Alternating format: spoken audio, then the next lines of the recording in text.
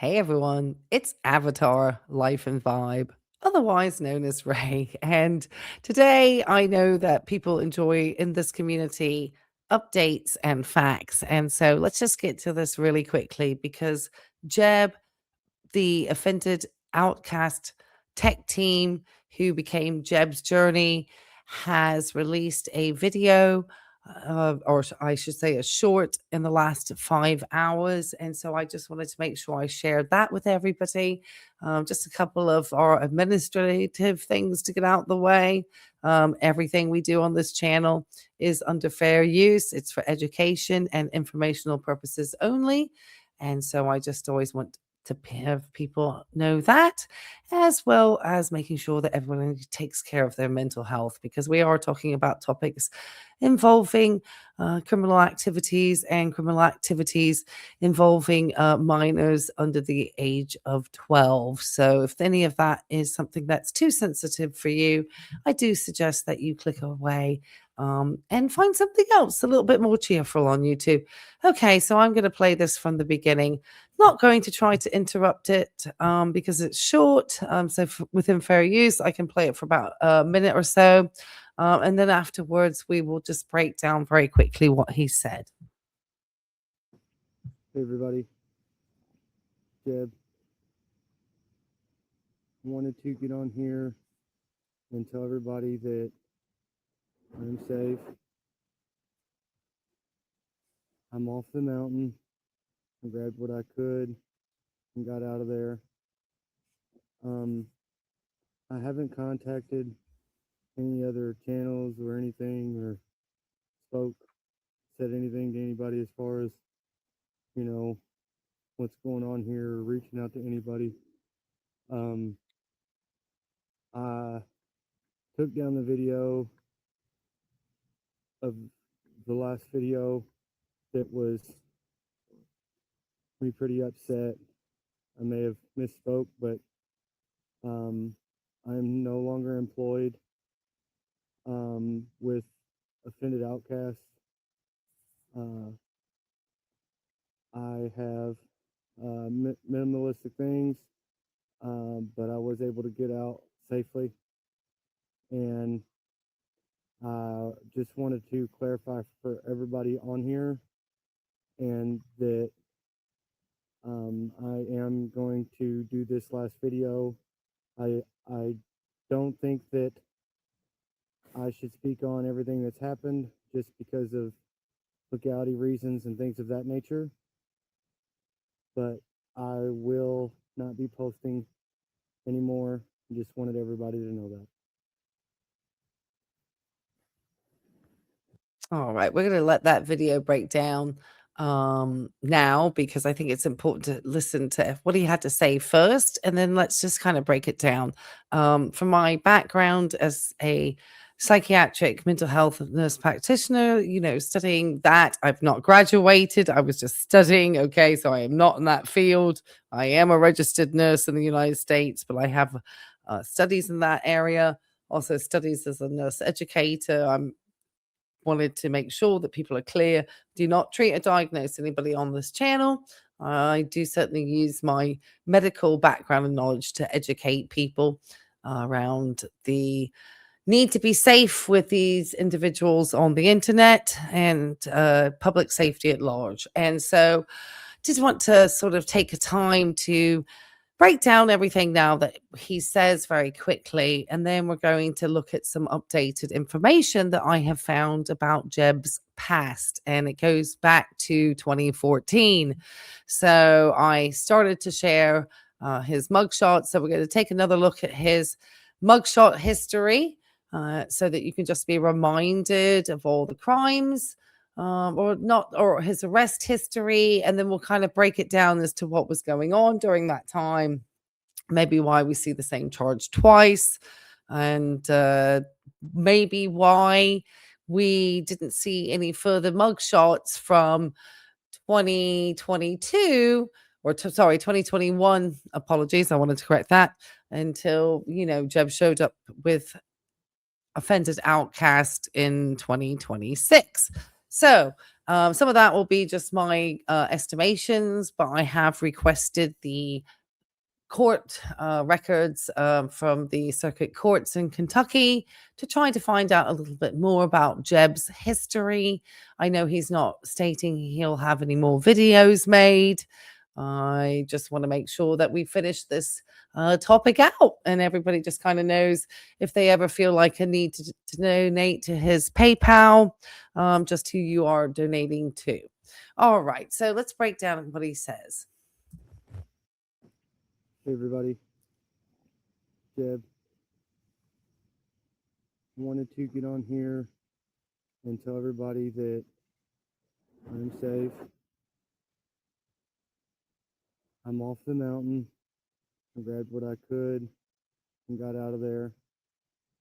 I haven't contacted any other channels or anything or Okay, so let me stop him there. So first, I'm glad he is safe. I do not believe he potentially had a car. Like I said, I don't know. We're going to explain how he may have been recently using Ray as somebody to help him get a start after maybe having been incarcerated. Maybe he met Ray a long time ago somehow. We don't know. So who knows how they met, how they know each other. And so it's going to be interesting to see because I know they showed up, and I think whatever story they told is not to be believed. But I'm glad he's safe. I don't know if he has a vehicle. Where is the girl with the baby? There was a lot of questions. We know Ray is on a mountain somewhere. So that's interesting. And but I'm glad he's safe. Now, the second point he brings up is that he's not contacted any other channels. And so let me play that part real quick. We heard that earlier. spoke, said anything to anybody as far as, you know, what's going on here or reaching out to anybody. Yeah, I think that's probably true. It is very unusual for somebody in this particular situation, especially with Mr. Robinson's background, to reach out to a random content creator to get his side of the story out. Those of us who have been making content for some time, well, I've been a couple of years, so it's not the longest time, but I've dealt with a lot of like trolls just because of the type of content that I make.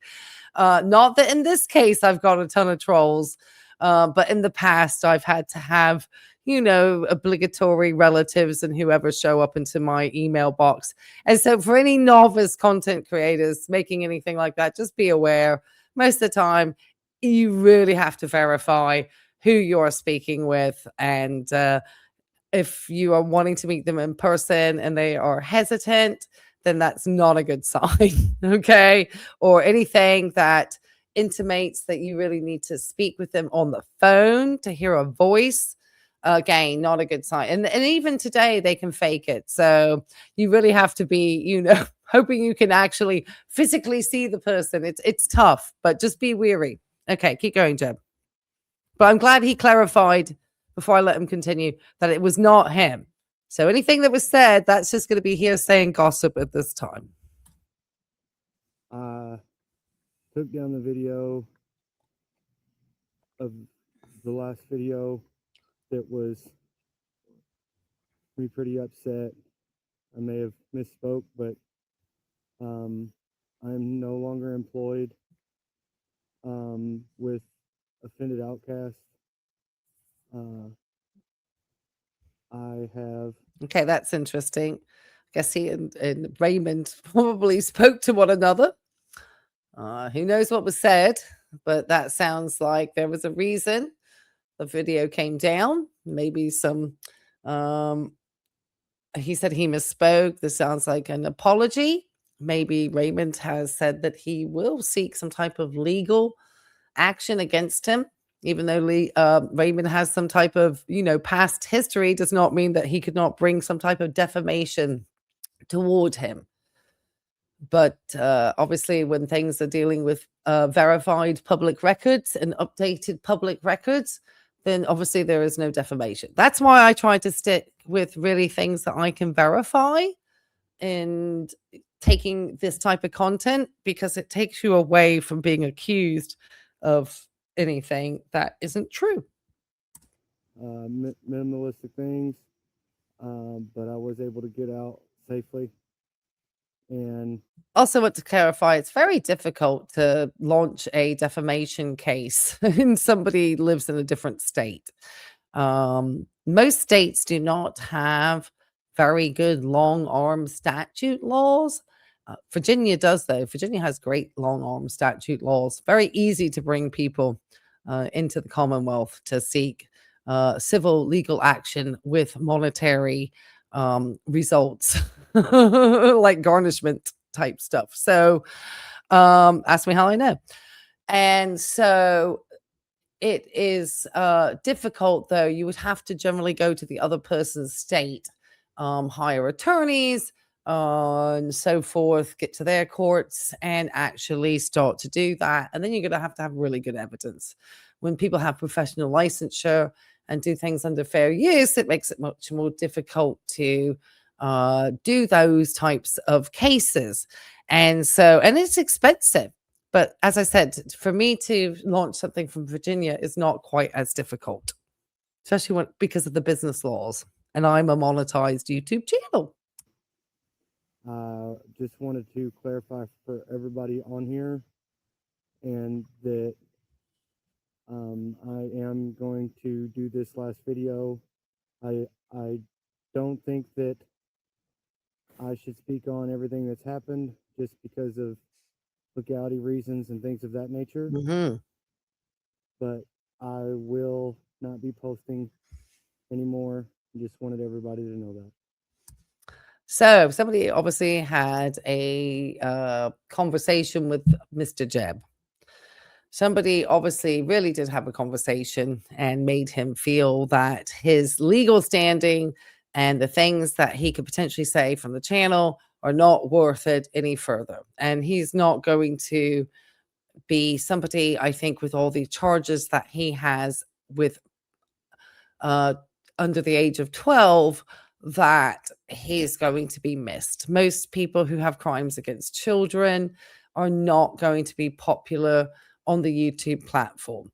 It's just when you get to crimes involving kids and other things, it's just not a good look.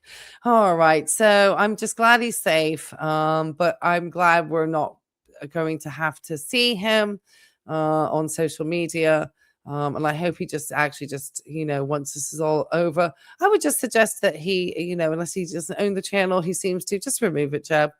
We appreciate it. You don't need to have it up. I don't think it's even monetized. So unless you can't for legal reasons. Okay. So I'm going to play the mug shots that I showed the other day, and then we'll discuss the information that I found dating back from 2014, and just round this picture up and wish Jeb all the best of luck. I still have the cases, though, coming from, like I said, from Kentucky, just because I want to try to see if there's any overlap between him and Raymond, any time together, maybe incarcerated. I don't know, maybe in 2014 on his initial arrest, though I didn't look like he was incarcerated, but we don't know. We don't know. Anyway, all right, let me play this.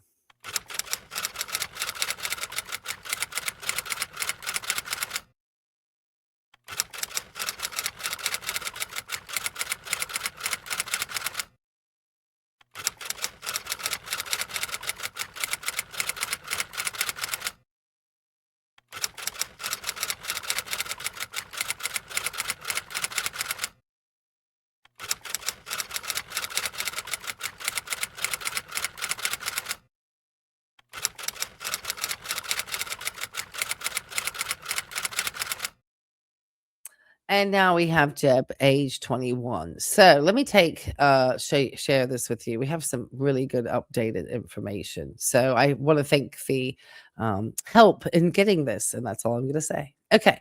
So here we have, this was from newspaper articles in Kentucky. The Record This is dated Thursday, December the 18th, 2014. Obviously, I made sure to redact the names of anybody else, even though these are public records. These people do not need to be shamed on my YouTube channel. So we have, it is probably going to be somewhat more difficult for maybe people to, know where to find this. But please respect people's privacies at all times who are not involved with those. So anyway, Benjamin Reese Robinson, 1994, was indicted on charges of first-degree criminal criminal abuse of child 12 or under and fraudulent firearm transactions. And we have spoken a little bit about these charges. Obviously, first degree is pretty serious. And then we are going to see that this somehow, I guess, got pleaded down to a second degree. But there's kind of this escalation of crime. The first thing that I can really see is in 2014. That would have made Mr. Robinson, I think he would have been coming up to maybe 19 years old, which is because I'm not quite sure of his date of birth. He was born in 1994. So 20. There we go, right? He's 20 years old because his birthday is 1994 is what I have discovered. You can see that right there behind his name. So that is the age. And so Mr. Robinson was 20 years old. Good math, Ray, today. All right.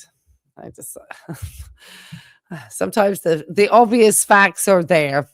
And so I've been trying to take time to compile that. So at 20 years old, that is the first indictment that Mr. Robinson, maybe the crime had been committed earlier, but that's the date of the indictment listed in the paper. Okay, so the next thing we then see, so these are all before the mugshots, and then we start to see all the mugshots, and then I'll just kind of summarize in kind of a very easy to understand list of kind of what has happened, and then maybe what time he possibly had incarcerated. So Benjamin Reese Robinson, 1994, was sentenced to 30 days, probated for 2 years for failure of non-owner operator to maintain required insurance and paid fines for no expired registration plates. Again, that was August the 4th, 2016. So a little bit after that charge. And this is something that then happened before we saw all these mugshot pictures. So what was going on? Let's just take a look. So here we have, just to kind of make it and break it down. So there we have in the December date, I believe it was December the 18th. Let me just double check. Yes, that's right. Okay. It's a lot of information today. Okay, so on December the 18th, and he was indicted on the first degree criminal abuse of a child under the age of 12. And I think I started to clean it up because it got bad. I was like, oh, and fraudulent firearm transactions. On the 14th of August, 2016, he was found, as you saw in that newspaper article, for driving without insurance. That was 30 days, probated for 2 years, and expired tags. So he was supposed to he got 30 days, and that was actually, I guess the attorneys came in, and he was given probation for 2 years instead. In 2017, if we notice all of the gray walls that you start to see, which are the ones that they talk about, this is not the 2017 photo. Okay, as you saw in that lineup, this is the 2021 photo, the last photo from his lineup. He has the state inmate. He became a state inmate in 2017. I'm going to link the video from yesterday where I go through all of his actual dates and all the different things there, but this is the summary.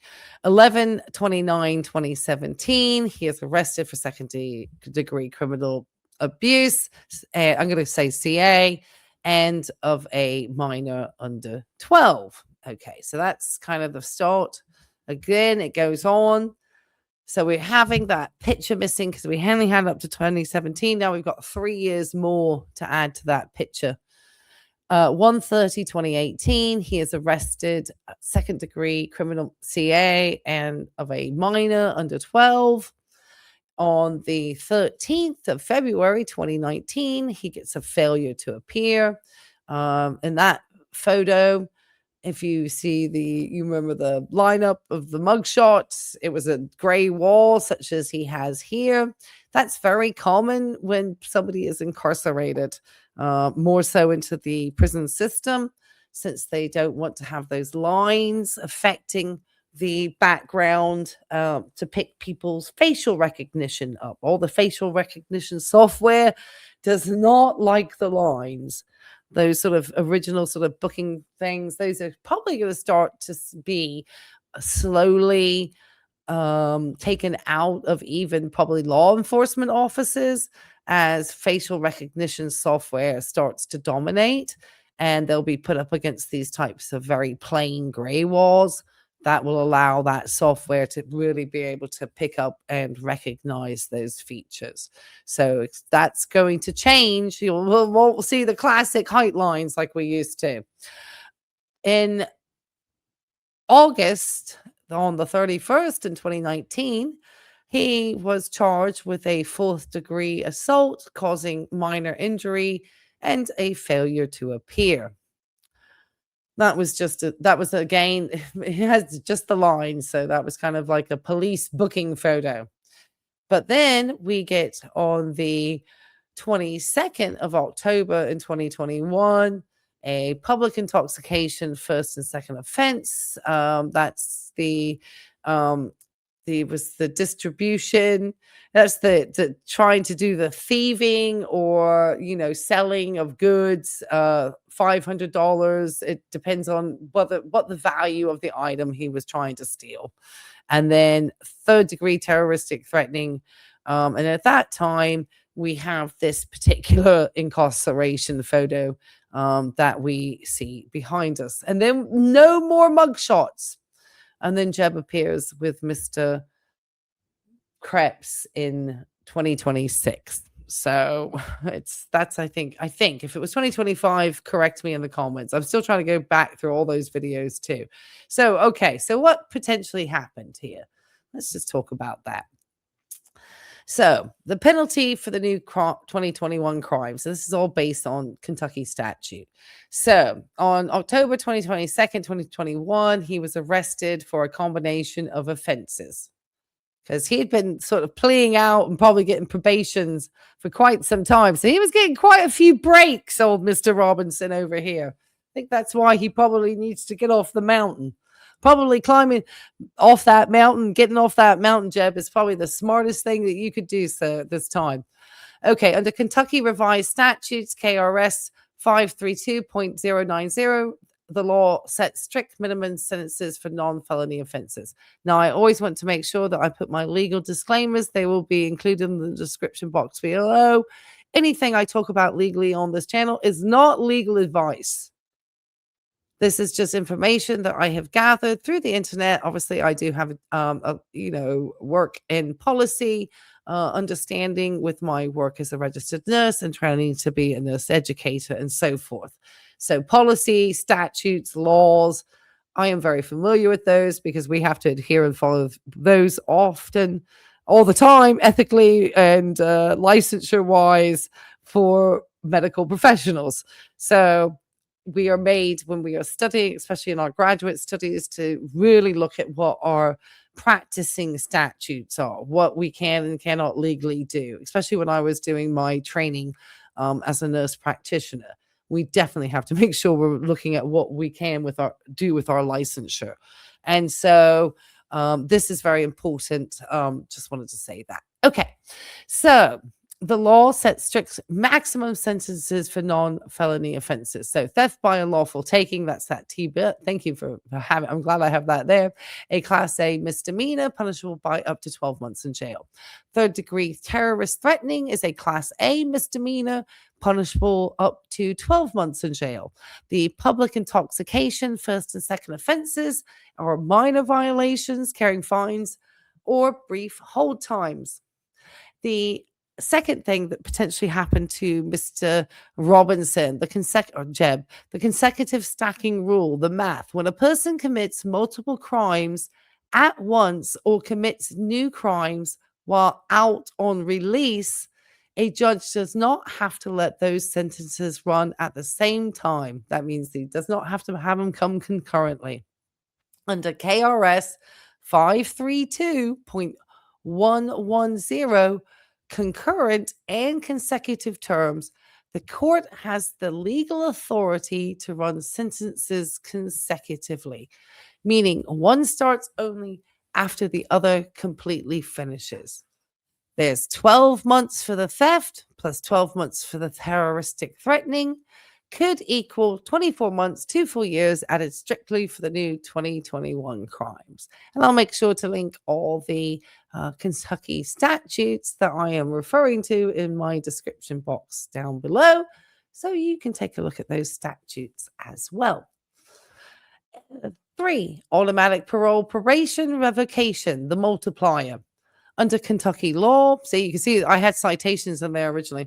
If you commit a brand new crime while on felony release, it triggers an automatic revocation hearing for your past open sentences. When Jeb's probation was revoked following the October 2021 arrest, the judge potentially ordered him, this is just kind of us thinking through, to serve out the maximum remaining time for his unserved second-degree criminal abuse felony, which can carry up to 5 years under KRS 532.060, along with the unserved time from his 2019 physical assault conviction.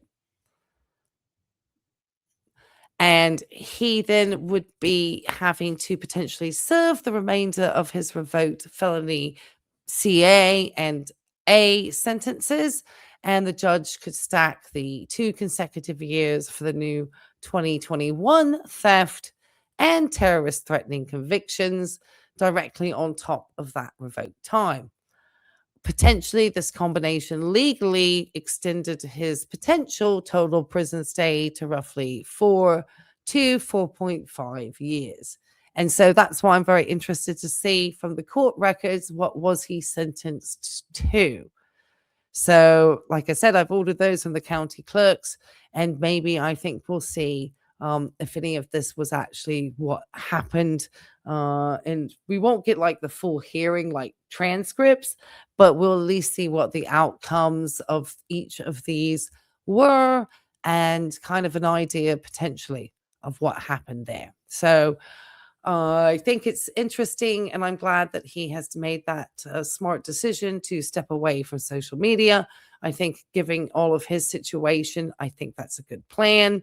I do want to thank everybody who has recently subscribed to the channel. Oh my gosh. We reached over 4,100 subscribers.